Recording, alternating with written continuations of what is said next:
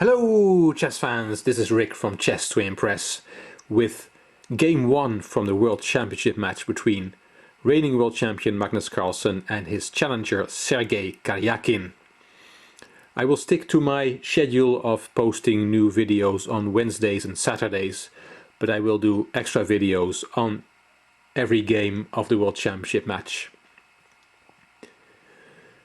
Game 1 played on the 11th of November 2016. The venue is the Fulton Market in Manhattan in New York in the United States of America. Carlsen was white, Karjakin was black. Let's look at the game. Carlsen opened d4, knight f6 and bishop g5. Surprise of Carlsen playing the Trompowsky, but he has done this before and Carlsen really plays every opening, but normally in World Championship matches he plays more conventional openings. Octavio Trompowsky, a Brazilian player, that's the person who made this opening popular. It's the first time ever that the Trompowsky was played in a World Championship match. Karjakin reacts with d5, which is the most solid move, e3 and then c5. Carlsen takes on f6, so gives up the bishop pair to ruin black's structure on the king side. And then he took on c5. Knight c6 and bishop b5, and already we are in a completely new position.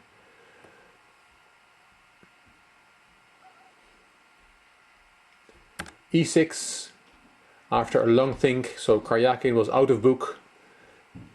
He must have spent many hours on all sorts of openings, but this must not have been one of them, and definitely not with this bishop b5 move. It's an unusual opening, but if black plays it well, he can achieve equality. c4. It's not good to try and hold on to the pawn with b2, b4.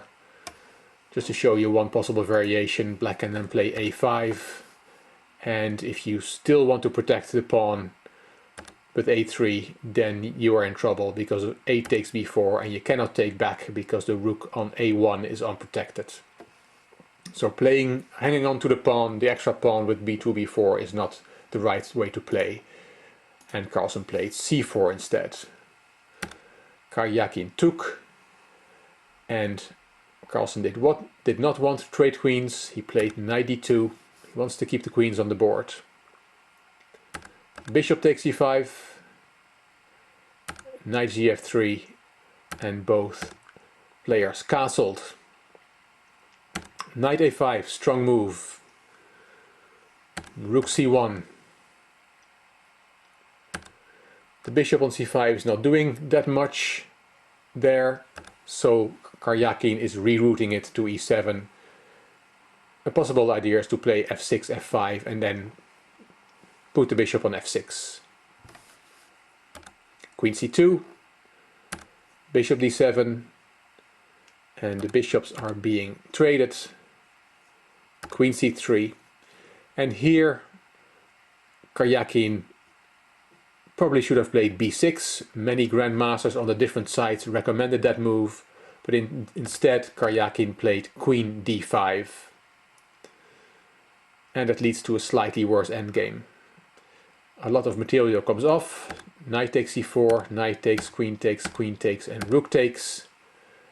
Rook fc8, rook fc1, and a pair of rooks is traded. And rook d8.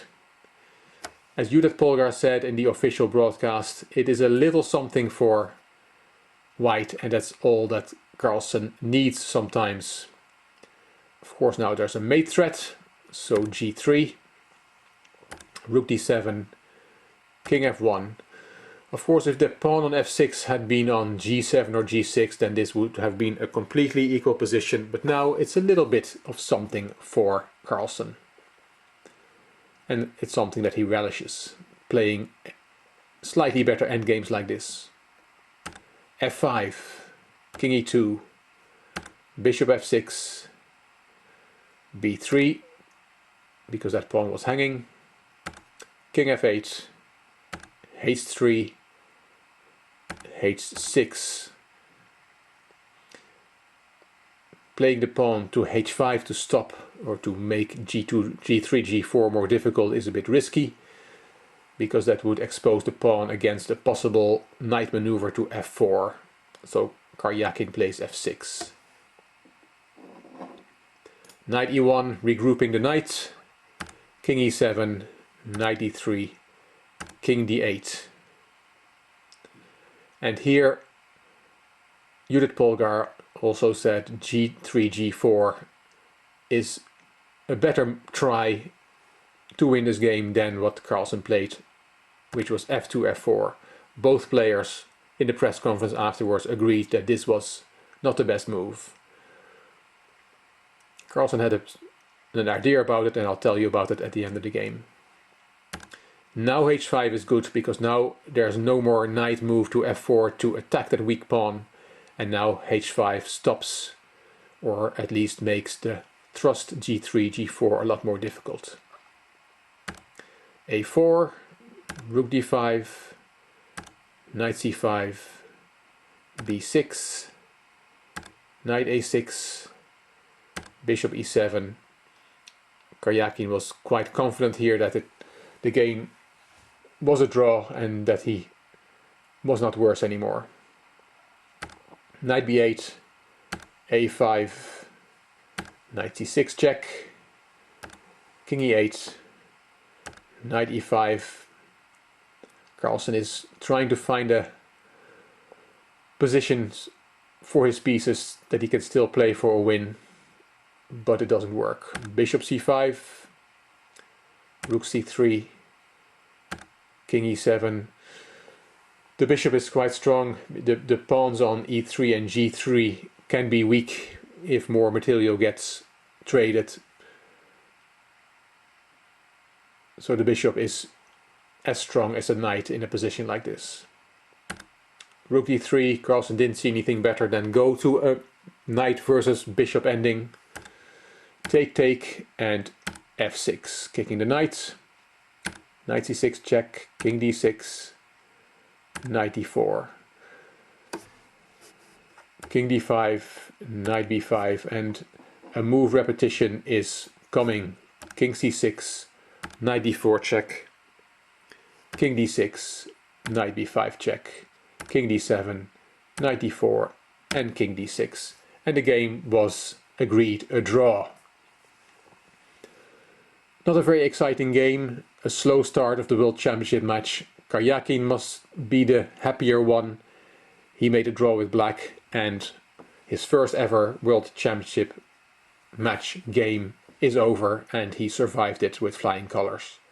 Carlsen had a little bit in the end game, but it was not enough to win. A few sound bites from the press conference. Carlsen said, "I wanted an unusual position from the opening.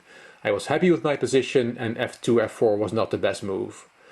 I was hoping to get a pawn endgame which would be winning for white, as he can create an outside pawn." That was his idea with the f2, f4 move, but it didn't work out. The endgame was like a Catalan endgame, with the difference that the black b pawn is on b7, so there is no entry square for the right rook. Karjakin said, "I wanted to forget about the high stakes and just play chess." He said he wasn't surprised by the Trompovsky, because Carlsen played this against Kramnik, and he also said that Carlsen's move f2, f4 was not the most accurate in the position. So both players agreed there. So a very quick overview of Game 1 of the World Championship match, and I'll be back with Game 2. Hope you enjoyed this coverage. If you did, please give it a thumbs up, please subscribe to my channel, and if you want to leave a comment, please do. This is Rick from Chess to Impress. Thank you for watching.